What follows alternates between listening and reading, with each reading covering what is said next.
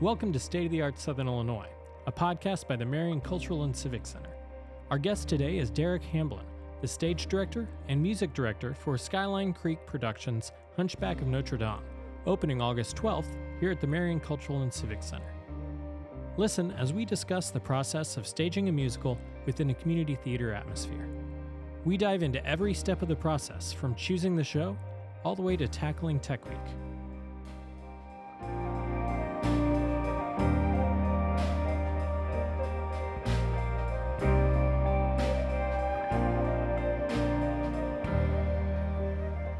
Derek, thank you for joining us today. Thank you for having me. So you're here because Skyline Creek Productions is putting on Hunchback of Notre Dame. And I think it's really intriguing how community theater all comes together in a production like this. So let's start from the beginning. What does show selection itself look like? How do you choose a show to begin with? There's quite a few things that go into what we pick that we want to do. A lot of times we have to look at what is available, because we have to, of course, apply for the rights. And the show selections sometimes get narrowed down because of limited availability. Some shows are on tour or new tours are going out, so they won't allow local productions to happen. And also we take into a factor of what's been done in the area, because, we don't want like 12 productions of Grease happening within 3 weeks, So we have to look at what's been done, what is wanting to be done. Sometimes we hear a lot of suggestions from people, like we want something old school or we want to see something new. So those are the main factors of looking about availability, but then also we have to look at resources a lot of times, because this is a community organization. So we have to always look at who we have, our audition pool, the timing. Sometimes that's a huge factor too, because of just so many things going on in the world today, just timing in general, if it's going to fit within time schedules. And that's what I can think of right now. I mean, there's quite a few: availability, accessibility, resources. And then it really comes down to if you're able to get the shows. So what made the Hunchback of Notre Dame the right choice for this production? I think it was just the right time. I had a lot of interest from the beginning of just participants wanting to be in the show. This show is rather large. It is an actual musical that's written with a choir. There is your cast that's on stage doing the acting, singing, dancing, but then there's also a separate choir that they represent the choral, the chorus of Notre Dame. And so there was enough interest in being able to find that talent to be in the show, because this show would not happen if we did not have that chorus. That's one of the most important factors about the show and the music, is that there are separate musical books written. So you have the cast singing something and the choir singing something completely different. And the show's just not as effective if we didn't have that. So we had interest from the get-go once this was announced, and that was one of the big reasons, is that we had talent. We had so much talent that we were able to put into this show, down to the orchestra, up to the choir members that are on stage. Now, this production, The Hunchback of Notre Dame, there is a Disney animated film and musical of Hunchback of Notre Dame, but this is not a Disney product, correct? This is a new musical that is created off of the traditional text from Hunchback of Notre Dame. Correct. Yeah. The history behind this musical it's very interesting. It is based off of course, the Victor Hugo novel, and it is using the songs, most of the songs from the Disney animated film from, I'm not for sure how many years ago. Then that's I would say a good 15 years or more. Oh, it's more. Yeah. More. Yeah. So they took the composer, Alan Menken was composer of Beauty and the Beast. I'm really bad about this. I love his music. I'm pretty sure he did The Little Mermaid too. He's done a lot of stuff with Disney. Alan Menken and Stephen Schwartz, which was the lyricist. Stephen Schwartz, popular for Godspell and of course Wicked on Broadway. They wrote the music for the animated feature film, and I don't quote me on this, but the show never went to Broadway. It was off Broadway. It was actually at a playhouse, and it never went to actual Broadway status.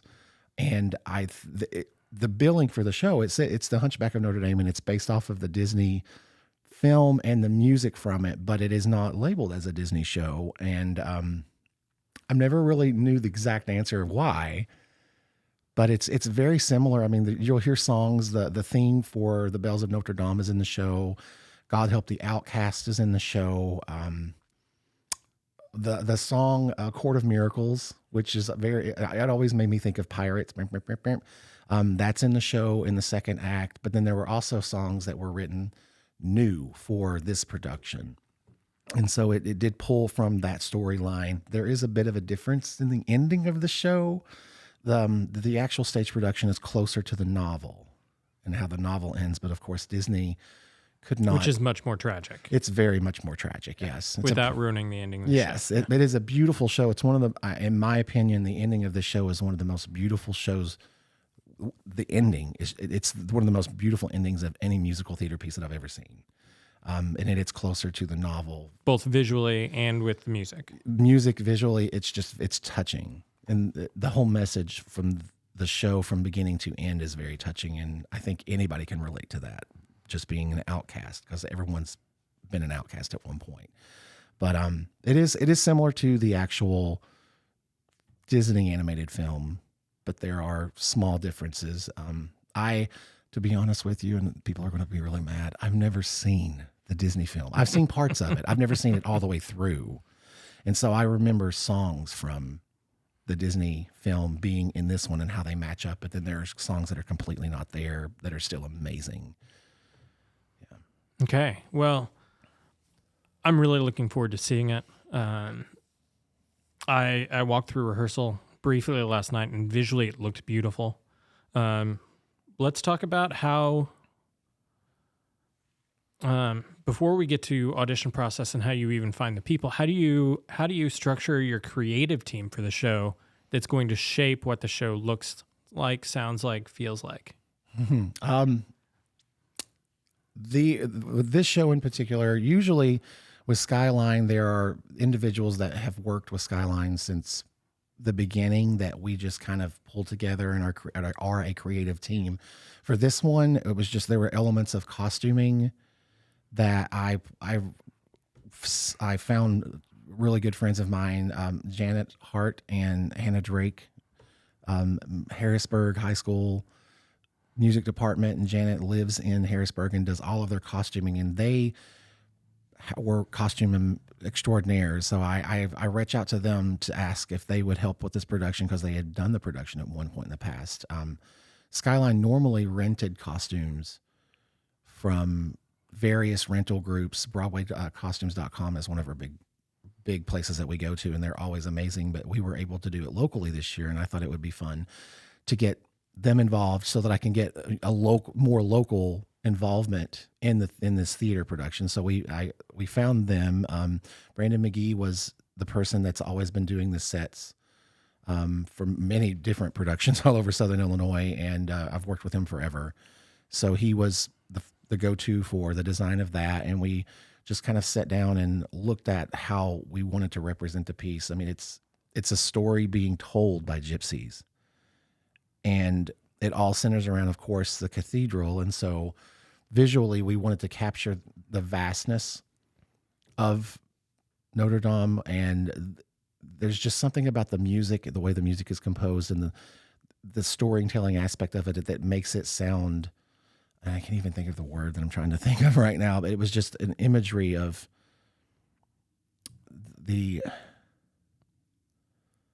I cannot put the words what I want to say. I just know the vastness, the sound of the music itself was gorgeous.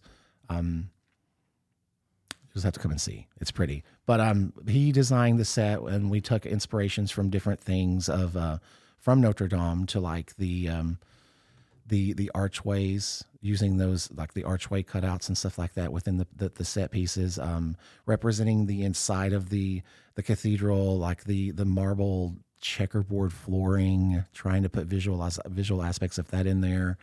Costume wise, everything was brought down to just a basic costume, because they are telling a story, and then we add pieces onto these characters as they go back and forth between who they're representing. There are a few people in the cast that are just who they are, but for the most part, that's just like a gypsy tribe telling the story. So we wanted to keep the costumes very fluid, very, I don't want to say easy and simple, but they are simple, because we didn't want to take away from just the music being beautiful and the story being beautiful to massive costumes everywhere.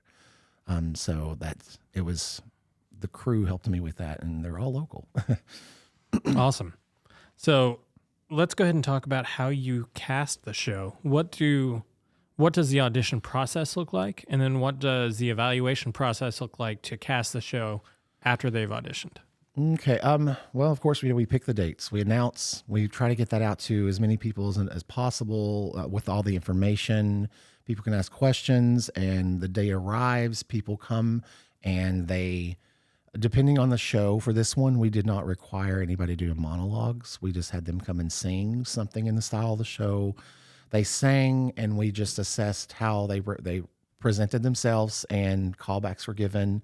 And then from that process, and you can tell a lot about a performer from how emotive they are during their song without seeing a monologue as well. Exactly. Right? Yeah. Especially if you're picking songs that tell a story, you act a song. I remember in grad school, we did a whole chapter on acting the song, and there's sub-chapters, and within that where you write your own inner monologues for them, and you're acting a song, which is essentially what music theater is. They're taking dialogue that we would normally say and setting it to music, because we don't randomly just bust into music. Some people do, and I'm friends with them, but that you're acting the song, you're telling a story. I remember I had to do a song called Smoke Gets, I picked it, Smoke Gets in Your Eyes. It's an old classic.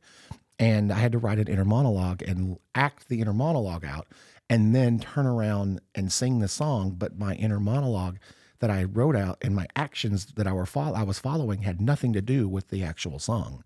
And it was amazing how you could take a song that means something, put something else behind it, and it creates a whole new work of art. Same thing with picking songs out and auditioning. You can find stuff like that and come in and do phenomenal work in just singing and presenting the song. And so we allowed them to do that. They came in, and then we had 2 days of auditions, and we compiled our list of who we would like to come back. And when we call people back, they come in, and we have sides that they would read based on character, who we would like for them to read for. Like, we want to see that person read for this side, the Quasimodo. We want to see this person read for Esmeralda. And so we had different sides that they come in, and they're allowed to see the stuff at the auditions. We create packets for them to like snap pictures so they can prepare for it. They come through, and we have songs that we have them prepare for, and it's just like a re-audition again. But this time the callback is more defined to a specific character, because we want people to come in and show us their talent, and let us as a casting crew take what we see and put that in who we think we would love to see you. And it changes sometimes. We have someone come in and we go, ooh, we would want to see them also sing this song, because we see something different now. But they come in for the callbacks, and they're able to prepare beforehand and show us their interpretations of the prepared readings for the callbacks. And then from there, the callbacks are done, and we have to sit down and figure out the best fit for everybody. You keep saying we and the audition crew. Mm-hmm. So what does that involve? The audition crew, it varies from show to show. There have been times when I have been there, another music director, or I have friends that are in different high school music departments, fellow directors. it varies from show to show that we will have people come in and sit so that we can have different opinions, different viewpoints. I know for this one, our accompanist was there. Anita Hutton from Carbondale SIU. I love Anita. She's the piano extraordinaire. She was there for the auditions, and she played the auditions. Any input that she gave us was welcome. Hannah Drake, the costumer, was there, so we could see two different inputs on that. One was costuming and what she sees, and then she's also a music director and a band teacher, and she's done the production. So she was there for her side of her input. Brandon was there as a tech support. Our stage manager, Jeff Bird, was there, and I was there. And so we had many different opinions, and sometimes we don't agree and sometimes we do, but when it comes down to it, we all work through and we find the best fit. It's like making a cake. You have to pick the ingredients to make the best cake. You could buy random stuff and throw it in there and it'll work, but it's always trying to find the best fit, and everyone has equal opportunity to voice their opinions on the casting and how they feel that we should bake this cake. And we have to make the best show, and we find that talent and put it where it needs to go. So once you've found your ingredients, if you will, after the audition process, what does the rehearsal process look like? What's the time frame there, and how is that structured for a show like this? It's done very carefully because everybody's busy, down to the stage manager. Jeff is stage managing at the time. Jeff was directing his own show and stage managing two other shows. So, and I was, I think, doing another show at the time. So it's time management is the first thing that we have to look at. But we have to create a rehearsal schedule, and we ask for, on the audition sheets, when you come in audition, you get an audition sheet. And on the back of it, we ask people to list their conflicts and be truthful about those conflicts, because that's not going to hinder being cast or not. It's so that we know up front so we can mold a schedule to make things work. And so we take those conflicts, we throw them into a giant calendar, and then usually the stage manager and I and anybody else that wanted to come along and have Buffalo Wild Wings or wherever we were at the moment, we grab a table and we would sit down and put together the rehearsal schedule based off of the conflicts, everybody's conflicts. It takes hours of work, and we have to go through the show and say, okay, we have this amount of time, and that varies too from show to show. I mean, I've had 4 months to put a show on, down to, I think, 1 year, Rocky Horror Live. I think we had 8 rehearsals. It was like intense rehearsals, 8 of them, and then we had a tech week and we put a show on. Mm-hmm. It gets crazy. So I mean, the time varies. It really just depends on when we have auditions and when the show is and the time. So what was the time frame for this one specifically? For this one, we've had about 2 months, I would say, maybe just a little bit more of 2 months. And there were spaces in between those 2 months because, of course, other people had prior commitments. So we've had to do stuff, take a break, come back. And the process of that, I mean, like I said, we make the schedule, and we start with I like to start with music. It's easier to start with the music.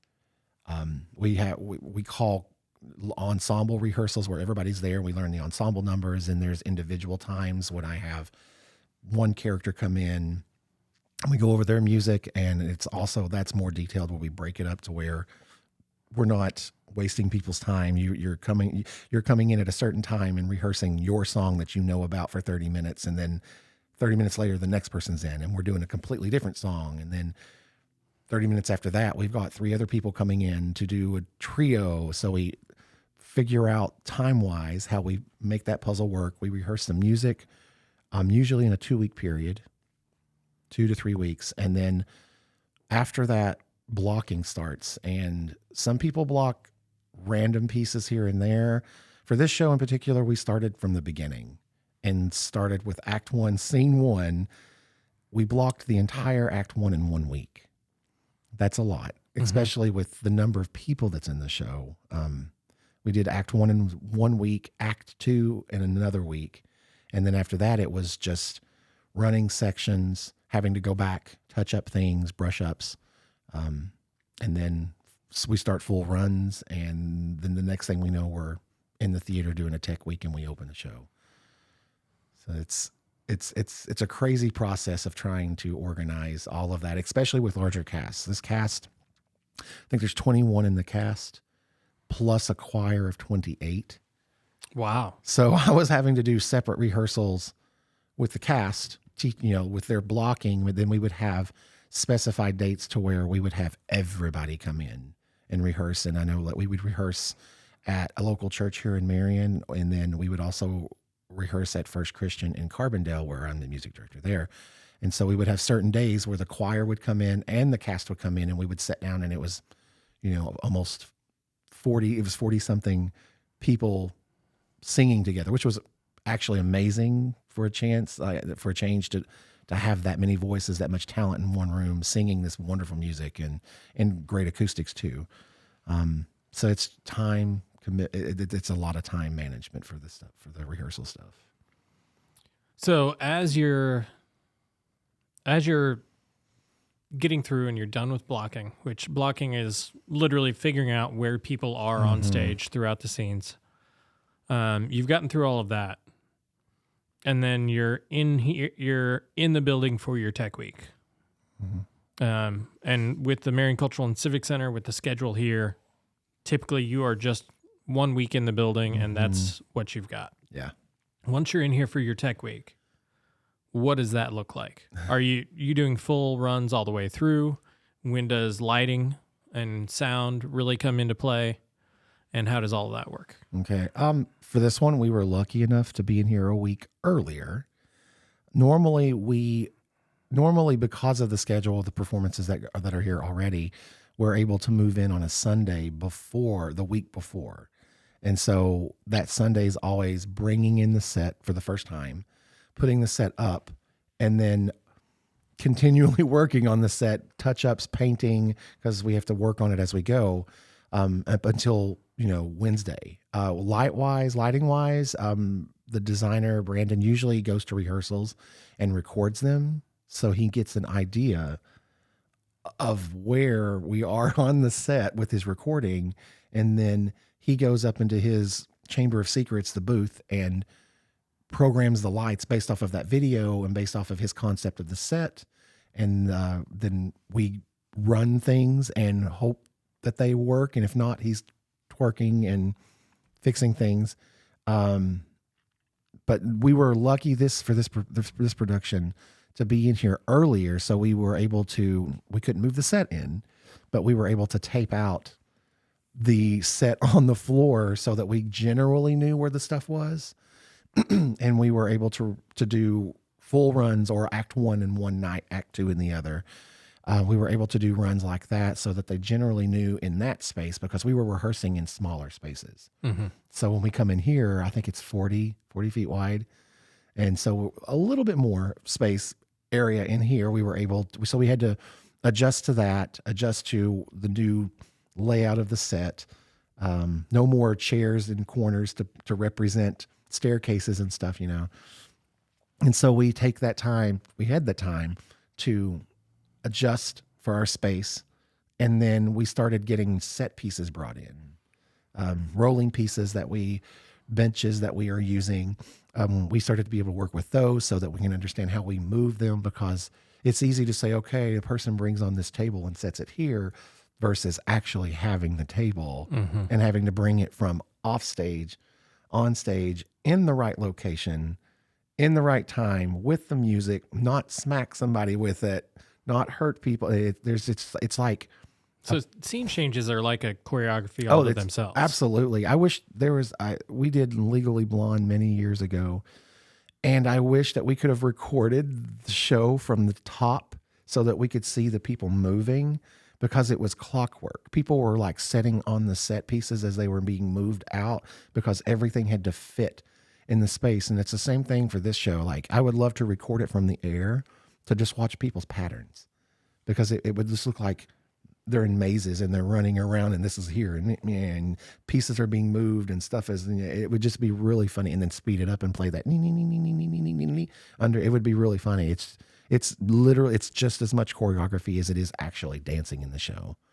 Because when the minute that you're on stage, and it's not just carrying a table, but it's all planned, and we have to plan for that. We have to rehearse that. It's just as important as doing a tap dance number in the show. It's choreography. Because if a scene change is abrupt and harsh and loud and clunky, it breaks people out of their disconnection from reality, from their involvement in the show.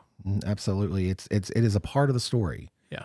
In essence, because for however long you have these people in the audience, you need to make them forget their problems, and they are now in the world that they're watching, and anything could take them suspension out of that. reality. Yes. Yeah. Yes. Anything can make them snap and go back to, oh, I'm watching the show.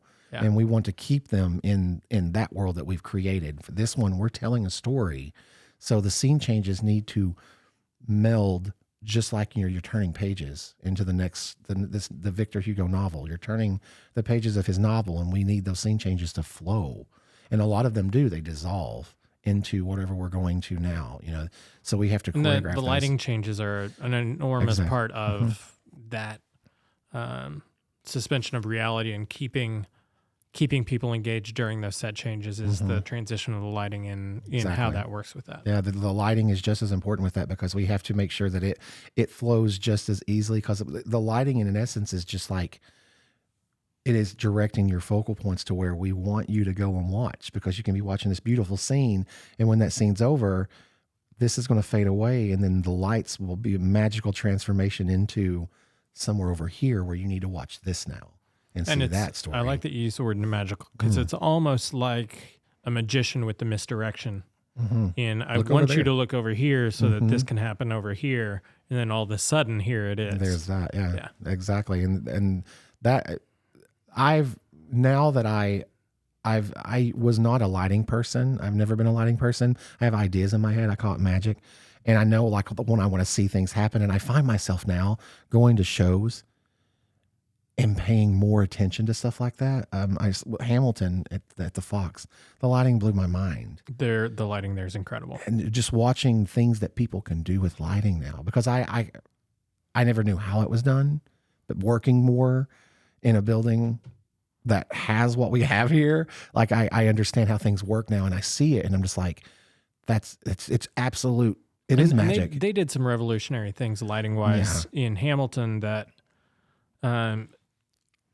the standard prior to Hamilton was if a moving headlight was going to change its patterns and change its position, you would basically turn the light, douse the light to where you couldn't see it, change it, and then bring it back on in a different position with a different pattern. And Hamilton changed the entire game on that, because they worked out how to have the patterns change to the tempo of the music, as well as the movement of the light, to where it all worked in the transition of the music with the transition of the light. And that type of a choreographed, orchestrated movement of that light, to my knowledge, had never really been done that well in that type of setting before. I sort of know what you're talking about, but again, not my field. It looks cool, and I recognize it. Like, I see it, and I remember watching the show, and people will hate me. Hamilton's great. I'm not like a hardcore fan of the show, but I do think that it is very impressive. It is mind-blowing, the imagination that created that, and the art that it created. I absolutely blows my mind. It's one of a kind. You can't beat it. And so watching it, I was just mesmerized at all of the things that happen. And I see that now. I see shows now, and I'm just like, that's cool. Like, and now I'm understanding more about how they do it. So I'm always like, oh, that's... and like the rewind scene in Hamilton, the way that they transition and literally fast rewind through everything that happened to get you back to that position. Magic. is probably some of the most beautiful blocking choreography that I've ever seen creating a transition in a show. The whole thing. And then this goes back to just the storytelling that you can do with just lighting blows my mind. And that's what we're trying to do. Like, look over here, look over there. We want all of that stuff to meld together to make the story flow and not abruptly stop, so that you have a time to go, what time is it? We want you to be engaged in this the entire time. And then all of a sudden you go, oh, the show's over. I didn't realize I've been here for this long. You forgot you're completely enveloped into the reality that's presented in front of you. You can leave your problems outside and just enjoy being there in that moment. And any element that we can do to make all of that stuff flow together is great. Magic. Look over there. Well, we're incredibly excited to see the show. My daughter just this morning asked me if she can come and watch it. She can watch parts of it, maybe not the ending. But I'm really excited to see it and see it in its entirety. The small bits that I saw yesterday with costuming and lighting looked gorgeous. That sounded wonderful. You've got some great voices that were cast in this show. Great, amazing talent in the orchestra too. I don't think a lot of I can't say that people don't realize the talent that we have, because I think people do know that it's there, but a lot of times the orchestra's down there and they're the musicians, and we see the actors on stage. But this show, the music alone is beautiful. I mean, so let's talk about that a little bit. How do you go about putting together an orchestra for a show like this? Because there's quite a few people down there, right? This show, for this show, I think there's 16. I think 6. I'm doing 3 orchestras right now, and their numbers bleed together. I'm pretty sure that there's 16 people in this orchestra, but I look at the list and I see what instruments I need. And you were the stage director as well as the music director, so you're conducting the orchestra and the singers and performers during the show. Correct. Yeah, I directed the show, and then when we got here for Tech Week this week, the show went into the hands of our stage manager, because he makes the magic happen backstage with the set moving and all of that organization. The stage manager runs it from there, and then I am down in the orchestra conducting them and making sure that they're on stage following what's going down here, and it all goes together. So and you're also playing keys as part of conducting that. Not this show. Oh, okay. No, this show sometimes I do. Sometimes it calls for the conductor to have to play as well. For this one, I only have to conduct, which is a lot easier, being the fact that I have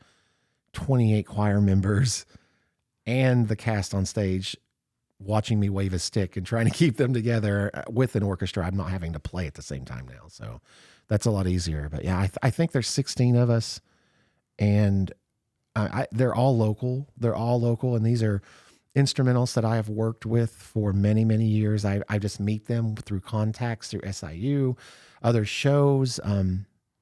And they play for a show, and then I have another one come up, and I'm like, hey, I got these shows coming up, and I just start filling the slots with musicians that are available. But luckily they're all local. And they're not auditioning for these. They're brought in based on the experience level that they have, and you already know that they can play this music. Correct. The music, that's something, I'm glad you said that, because the music alone, you have to understand, these are Broadway shows that were on Broadway at one point. Well, this one, like I said before, not quite there, but they are orchestrated for Broadway musicians. And then once they become available for people to perform contracted like we do, they take the orchestras and they arrange. Sometimes they use just the straight orchestrations you get from Broadway, but they're complicated. And playing wise, you're looking at intermediate to advanced level playing, and sometimes that's the hardest thing, is finding musicians that are able to play those, because especially when you get to like the reed players, saxophones, clarinet, stuff like that, a lot of times you're going to sit in the audience and you're going to hear this orchestra or play, and you're going to hear a saxophone, flute, clarinet, oboe, bassoon, all bass clarinet, all of these different reed instruments, but they're only played by 3 people or 2 people sometimes. I just played Addams Family. I played 3 instruments for that. I played Chicago the musical last month. I played 5 instruments, I think. it was 4 or 5. And Tammy is one of your lead reed players. Tammy Kirk is one of the reed 1 player. Katrina Wood is the second reed player, and Andrea Francis is our third reed player. And they all have a book written for different instruments. Tammy's playing soprano sax, clarinet, flute, and piccolo. We call it pick for short. And then we have Katrina, and she's playing oboe, alto sax, clarinet, and Andrea's playing baritone saxophone, bass clarinet, and bassoon. And so the books are arranged. So you've got 13 instruments split between 3 people. Yeah. And they're constantly doing, I mean, sometimes they're playing them while they're still on a stand because they have to get this one. They're, playing and picking something else up. And it's amazing at what they do. And it's complicated sometimes, especially we call that reed doubling, wind doubling, because you have to adjust because they're all different sizes, especially when you get to the larger instruments. With Chicago, I was going back and forth between different sizes, baritone saxophone, big mouthpiece, to a soprano saxophone mouthpiece. And so getting used to the changes in that. Yeah, and your embouchure has to change based on all of that, based on the instrument, and you're quickly moving between them. Sometimes I would have the sax strapped to me while playing clarinet, putting it down, picking up another one because I had no time to put it. So it's like you have to plan it out too. You have to write it in your book. Change here. Don't do this. And then you have your brass players. And a lot of times, I know for this show, we've got 2 trumpets that are playing. I know the trumpet one, she's playing piccolo and a regular like B flat trumpet, but I think there's a C. She's got 3 down there. And I don't know if she's just got 2 of her favorites that she likes to switch or if she's playing one that's in the key of C as well. And flugelhorn. And then the other trumpet's flugelhorn and trumpet. The trombonist is playing 2 different trombones at one point, back and forth. We have our horn player, French horn player, which he's lucky. He's just got a bunch of mutes. And then we have strings. We have live strings, a viola, violin, cello, and a bass. And then you have this whole keyboarding sensation that's taken over. And it started a long time ago, but the accessibility of electronic music has changed the world with orchestras, where we made the joke a couple days ago with Anita. She's like, I miss the days of just having an acoustic piano. And that's what you get. Because nowadays, one keyboardist, with the programming that they use on Broadway and that we can use, you can program one keyboard and a laptop to play any instrument that you want. So you'll hear an orchestra playing with this gigantic string section, this lush string section, and it's a keyboard and one live violin, down to we need a whole choir of bassoons. You can program anything for anything. We've got 2 keyboardists that are programmed like that. So on top of the winds doing their craziness to the brass, to the strings, you have 2 keyboardists that are constantly playing and hitting a button to make all of these other sounds fill in. And it's just, it's not easy. And those are called patches. Patches, yeah. I programmed the second book. Anita took her stab at programming her own book this year, for this show, and it was amazing, of course. Of course. But you have to go down and literally create patches for every sound that the book calls for. And then within that patch, it could be 3 different instruments on top of each other in different ranges, so that the pianist can just literally sit and play what's on the page, and the sounds the instruments are where they need to be. And so it takes time to program those books. It's a headache sometimes. This was the hardest show I've ever had to program, I will say that. But it's not easy, and that in itself is a style of playing too, because some pianists just can't. The electronic part of it just doesn't work for them. So. Well, and I'm sure you have to get used to it, because you're playing a piano, but those aren't the sounds that are coming out. And so you're essentially just playing a controller to the music of a piano, and then hearing other sounds and other and stylistically you have to learn. I know there's places where the keyboardist will be playing a string sound to fill in and help it make, we need more violins, and you have to learn the way to play to make it sound more like a real string section versus just organs. Organs are a huge thing to get used to, because a lot of times pipe organs don't have sustain pedals, but you can have one with this program. And so the style of playing changes too, because you have to learn to play. You're playing an organ now, and it's just not like piano, You have to learn the ways to make the sounds more realistic than they already are. They sound realistic, but now you have to make them sound like it's a real person playing and not just firing a sound from a key. Exactly. Yeah. Interesting. It takes a while. It takes a while. And with the weighted keyboards, it takes the patches take into account your attack and the way that you're pressing the keys. You can and the gradualness and then there's other things you can do. You can go onto the keyboard, and when I played the string book for a production of The Little Mermaid, and I programmed my book and had to go in and make sure all the articulations, the different styles of the strings they needed. But then there's the modulation wheel on the side. I programmed the modulation wheel to be my volume so that I could make, while playing, I could use that modulation wheel to make it sound like the strings get louder or go back down to a soft section. Like, it's amazing at what you can do these days, but you have to practice to make it sound realistic, and it's a whole different style of playing, in my opinion. John Mandrell is our second keyboardist, and he practiced at home on his piano. They also have to change the patches as they're playing. So they're playing this book, and they'll have places highlighted where they have to change, and then they're having to hit a button to make the computer change the patches. And John told me, he was like, yeah, I practiced at home, and he would play the book and practice hitting the low A key on his piano so that he could, in his brain, get that motion down to where he's playing. And so when he came into play, it was just like an angel set down, because he already adapted to, I'm playing, change the sound, play, change the sound, and not have to learn it then. He was already prepared for it.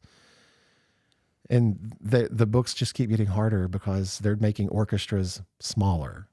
I hate to say that, but I mean, it does cost a lot of money to have and whenever you're playing for one keyboardist versus an entire string section, yes, and you're cutting costs out tremendously and making it more affordable, especially for community theaters to be able to do these shows. A lot of times in the community theater scene, string players are always the hardest to find because there's just not enough of them. And then if they are available, or that we do have them in our community, they're taken.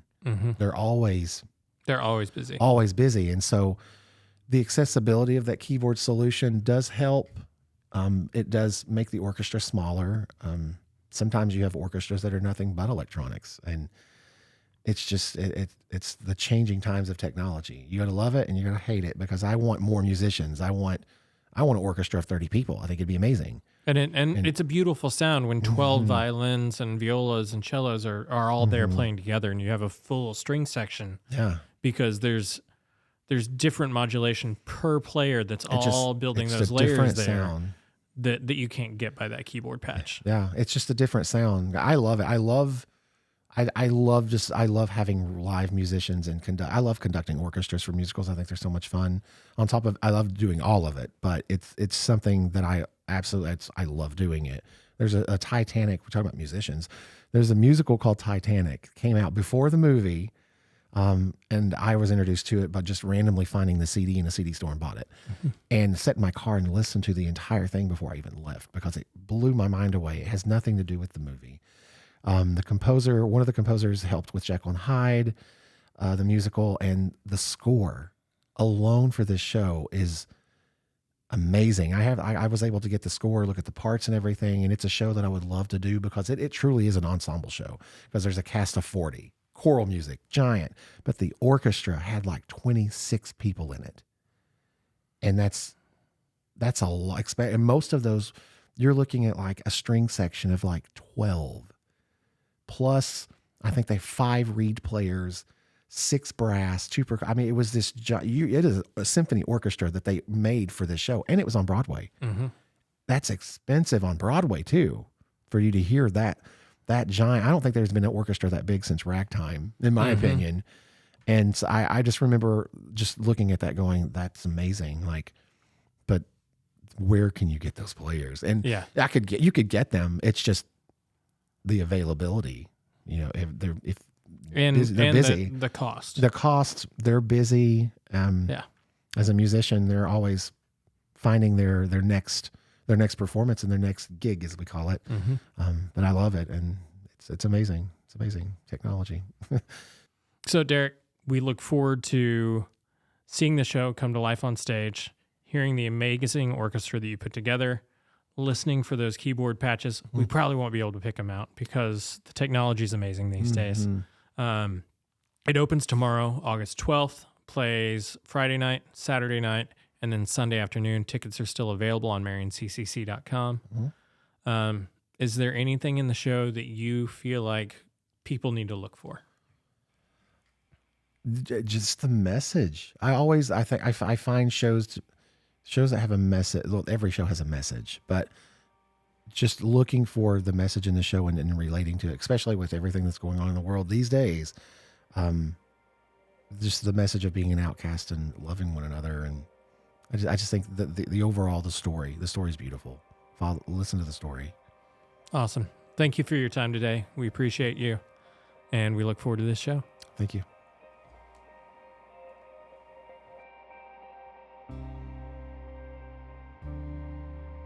Thank you for joining us for State of the Art Southern Illinois, a podcast by the Marion Cultural and Civic Center featuring local artists, artisans, musicians, arts organizations, and arts events in Southern Illinois, as well as touring artists coming to the Marion Cultural and Civic Center. Special thanks to Derek Hamblin for his time speaking with us today. Thanks to AJ Rice, our associate producer, and special thank you to Kevin Olau and Carr for providing this episode's soundtrack. Join us every Thursday morning for a new episode on Facebook, YouTube, or whatever audio podcast service you prefer. And now, for Yellow and Blue by Carve in its entirety.